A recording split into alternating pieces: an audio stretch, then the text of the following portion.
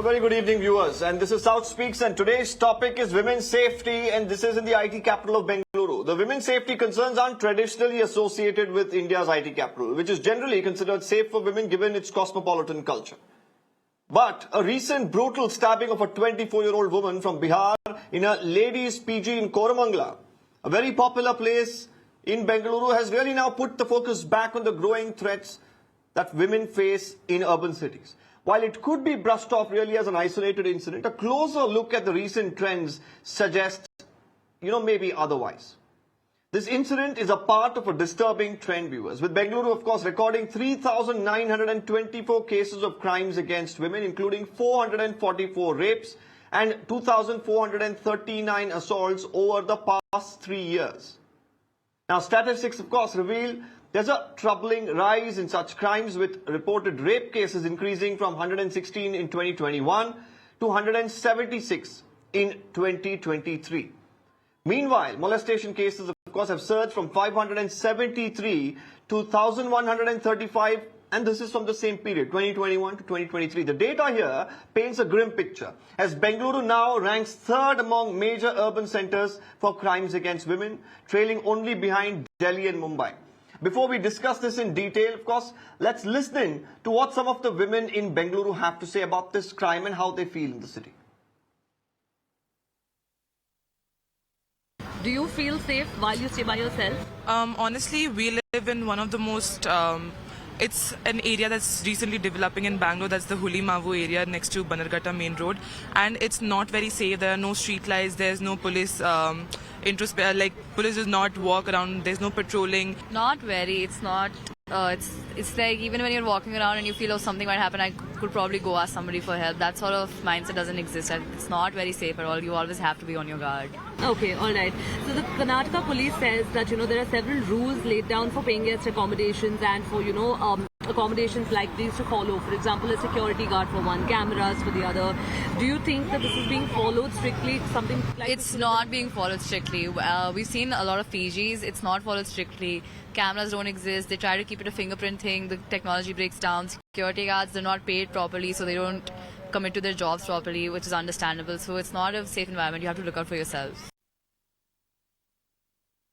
It was very scary, and everybody would think that this is a residential area and nobody would come and do such kind of thing, but it was very shocking for us. In fact, I stay with my cousin sisters, and it was very scary, to go for work, after work. It was even very scary to step out, thinking what is the security? This is a PG where your parents would send somebody to stay in a PG thinking it is safe to stay in a PG.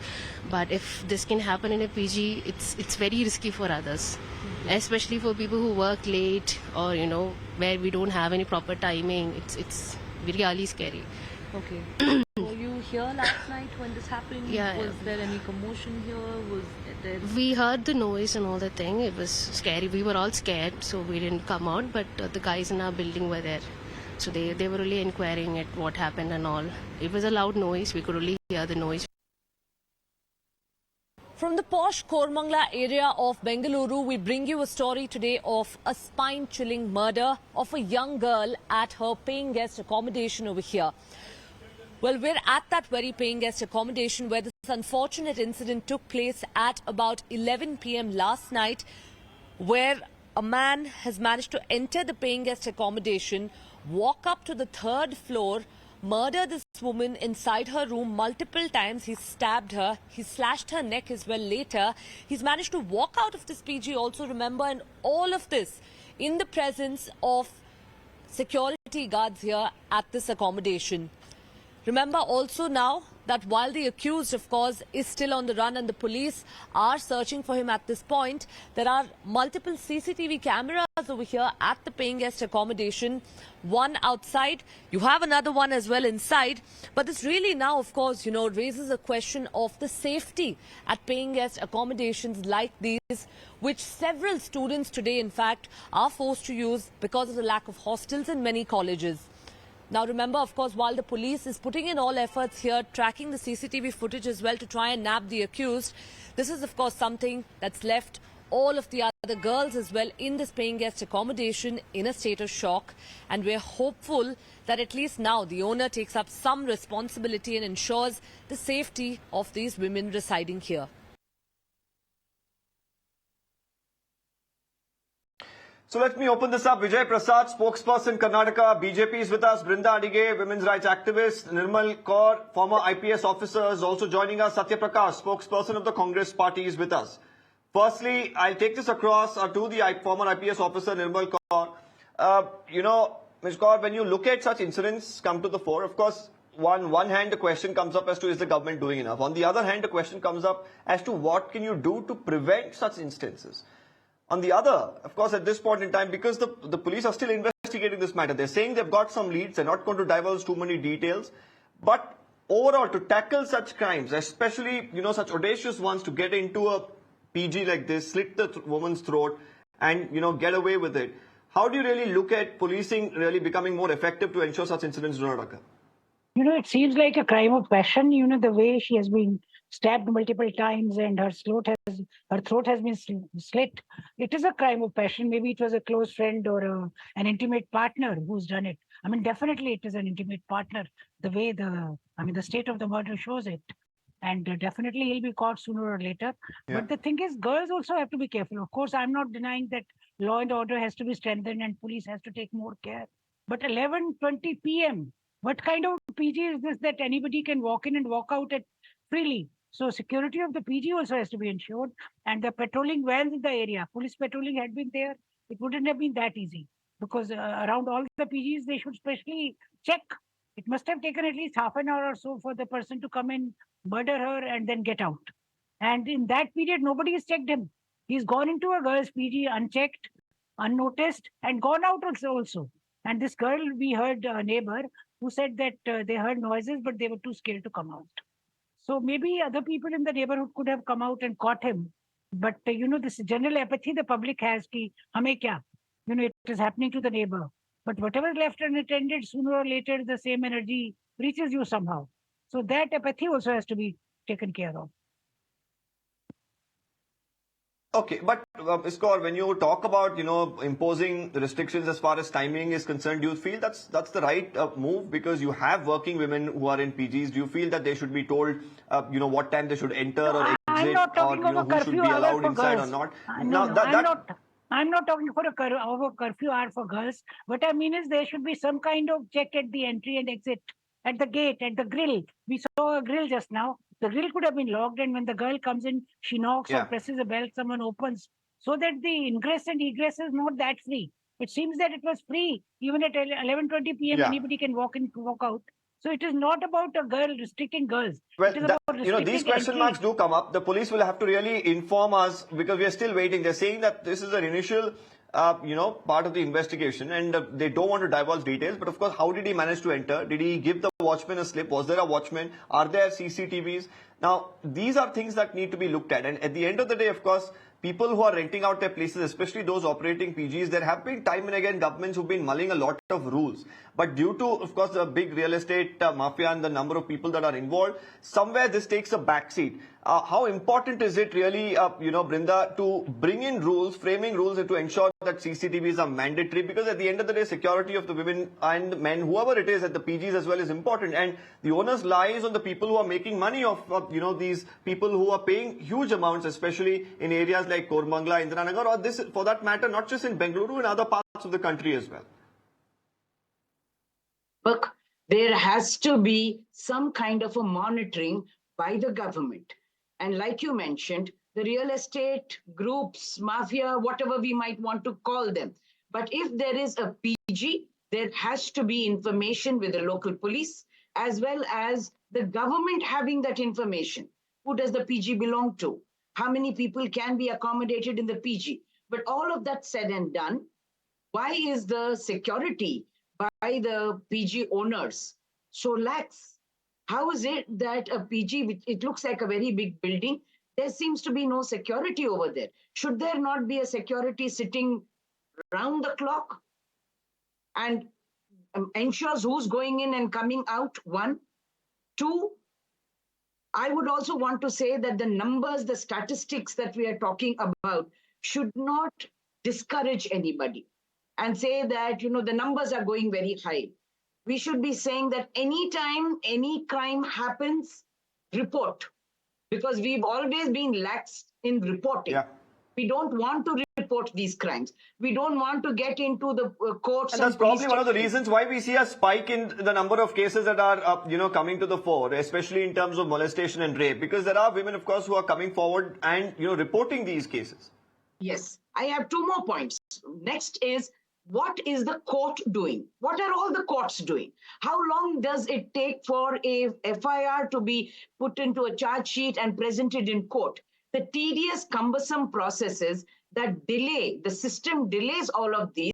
So there is an impunity by all perpetrators, not only in Bangalore, but across the country. The next point is citizens. We have forgotten our civic responsibility and duty. We've become mere spectators. Some of those women say that they heard sounds and noises. Why would you not go down and check? We don't know. Of course, the person would have made a wrong decision. That's an intimate partner, maybe a good friend. We don't know what the person's relationship is. And she would have allowed the person to come there. Most PGs that we know have a common area where your guests can come and your friends can come. Those who are not residing inside that PG. And you're not allowed to take them to your room. But that is secondary. Whatever may be the reason. You heard noise, you heard sounds, go down and check. It is our responsibility to keep an eye out for each other. Even if there was a security, there is no security in every floor. There cannot be security in front of every door. Yeah. So we have to help each other. And I think that sense of duty towards my neighbor is literally failed. And it is sad that Bangalore, which was a city that knew your neighbors, knew the community, knew each other. If some noise or something happened elsewhere, we were always going there. That has eroded. Of course, and I think that is has important completely that it changed, comes back. and in many localities. In many localities. Yes. So it could be a Koramangala, Let me also it could bring be in a Vijay Varamau. Prakash here. Yeah. Let me also bring in a few other voices, Brinda. Vijay Prakash, how do you really look at this? Because on one hand, of course, like Brinda was pointing out, the PG owners, the people who run it, they have their own responsibilities to ensure that they have safety measures in place. On the other hand, the government too needs to take its own set of measures to ensure the safety of women in the city. I think you are asking me. I think it's not Vijay Prakash, it's Vijay Prasad. See, Deepak. Yes. It is most unfortunate incident that has happened. And this kind of incident is not just limited to Bangalore. It is happening across the state. And if you look into the 2023 numbers since this government came to power, the numbers speaks itself. The government in the last 1 year, there are so many incidents that has happened in the last 1 year, be it the Hubli incident, the Vantamuri Prakarana, the recent one yesterday's the Bihar incident. This is happening day by day in front of the government. This government is showing laxity as far as the safety and safety concerns of the females working, whether it is working female or the. But it's very easy, Mr. Vijay Prasad, to make a political statement like this, because even during the BJP regime, it's not as if the numbers were any lesser. In fact, in some of the crimes against women, the numbers are more during the BJP regime. There is a difference between Deepak. No, you'll have to answer that, because if you're making this political and if you're going to blame the Congress entirely, you'll have to answer. You'll have to also answer for the numbers during the BJP regime too. What were the steps that were taken? Okay, point out a few, so that let's see if Mr. Satya Prakash's government here is following what steps you took, and if they are not following it. So you point out some of the steps that the BJP took during your regime for the safety of women. What is the action? What is the proactive action from the government? We have to see that. But still, the government is busy. No, but you did say that during the BJP you did take proactive steps, you did take measures for the safety of women. Point out a few, Mr. Vijay Prasad, so that I can ask Satya Prakash here if they are following it. They are not bothered about the security of the people at all. See, if you look into the Home Minister is clueless. CM is careless, and Deputy CM is hopeless. What are they doing? What are they doing as a government? What steps have they taken to control the crimes happening in Bangalore or elsewhere, other cities of the state? What have they done? Okay. They are not doing anything. They are not showing any. They are not, Deepak. They are not showing any improvement in reducing the crime rate in Karnataka. The numbers speaks it. The numbers is there. The numbers is there in front of us. What have they done? Okay, again, you're going back to the numbers. I asked you a question, but again, okay, but today, of course, we're talking about today. I don't want to delve too much into the past. Mr. Satyaprakash, respond to that. Steps not being taken enough for women to feel safer, to take measures so that it serves as a deterrent to criminals? Yeah, I will not play politics like my counterpart from BJP has done. At first, I empathize. There have been some steps which have been taken by this government. 23 figures doesn't exactly say only Siddaramaya's government. Part of 23, even Vijay Prasad's government was there. You should not forget that. What we need to understand is today, what is the per capita police that we have in a big city like metro city like Bangalore? There, the population is nearly 1.3 crores. How many police stations do we have? What is the per capita policemen that are there? If we want that, it's only the police's job that has to stop these sort of incidences. No, as our friend Brinda ji and Mr. most of the Mr. Vijay Prasad, let him complete. Let him complete. You can come back. Don't speak over each other because the viewers don't understand what's happening. Let Mr. Satyaprakash complete. Mr. Vijay Prasad, let him complete. Then you come back. Yeah, like the esteemed women in the panel said, they know better what the problems that the women face. We need to understand, I am not telling all what the government has done, is very good. Mr. Satyaprakash, are you saying that there's not enough police in the city? You're saying there's not enough police in the city? Is that the complaint that you have? Per capita police in whole of India, and that includes Bangalore. So what are you doing to fix that? So what are you doing to fix that? It's been 2 years that the government has been here. What have you done to fix it? See, what I feel we should do is, first step what we have done is we have made it mandatory that all the PGs should be registered, and the police station should know which are the PGs, because it is a densely populated building and there is every chance that some crime will happen. And most of the women are from outside. We need to understand they don't have any guardians here. And today, there are so many other problems, extramarital affairs, this and all. And we have seen incident in Hubli. Things are in front of us. I will never say that, we all have... I don't understand. I don't understand where this is getting at. The question is, what is the government doing, Mr. Satyaprakash, to prevent such crimes? On one hand, you're saying that we don't have enough policemen. Now the question, let me ask you some questions that you need to answer. From as far as you being a representative of the government, you need to answer to the people. It's been nearly 24 hours. The police have still not, given details about who this criminal is, whether they've got, any information about where he is, whether they've arrested him. Secondly, there is no information that has been shared about whether this PG has been following all sort of norms, and if the government is ensuring that PGs operating in the city have to follow certain norms, ensuring safety of the occupants there. Now, these are something that the government can do. Was there enough police patrolling in the night when this crime took place? How did this man enter if there was enough police patrolling? And why are such crimes happening?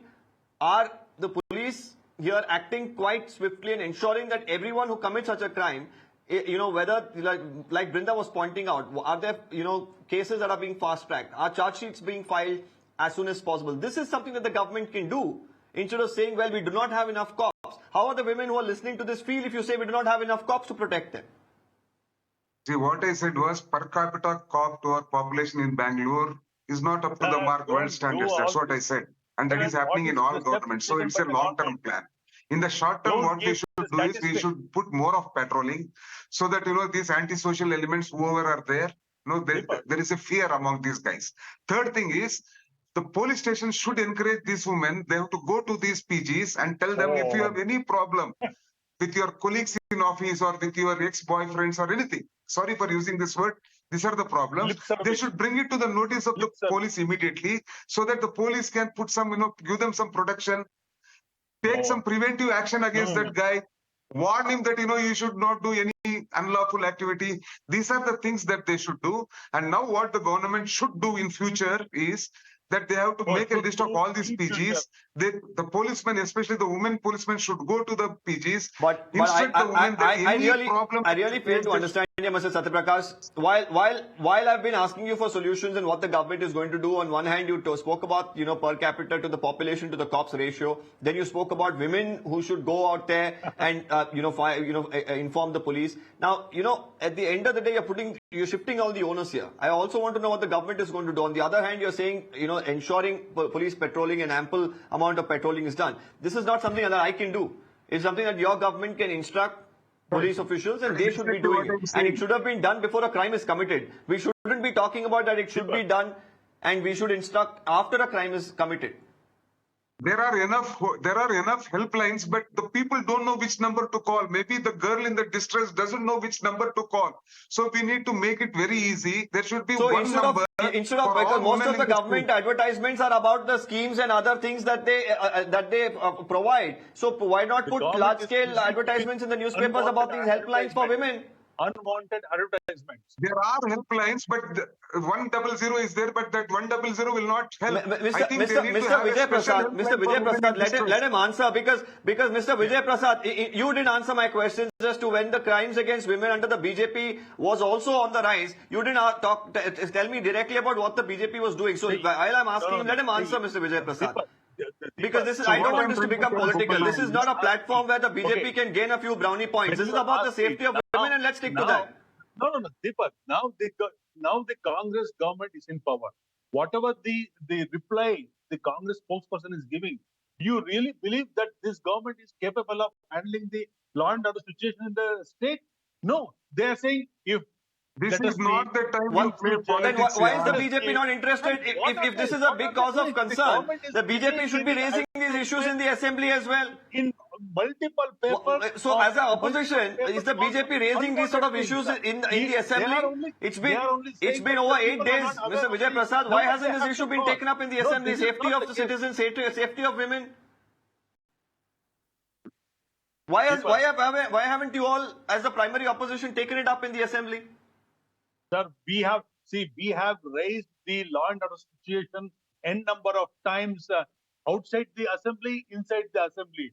This government, the Congress government, is heartless. They are not in a position to listen to the opposition. We have raised. Now once again, I'm unfortunately out of time here, but I'm asking our political guests, of course, especially when it comes to safety of citizens and women in particular. Let's not make this political. Let's try and work together to ensure that women in any city, be it Bengaluru or any other city, feel much safer. And Mr. Satyaprakash, like some of the suggestions that you're making, hopefully the government drives this in and ensure that it's actually in play instead of actually saying that we'll do this after a crime is committed, especially on women in the city. With that, I'm thanking all our panelists for joining us.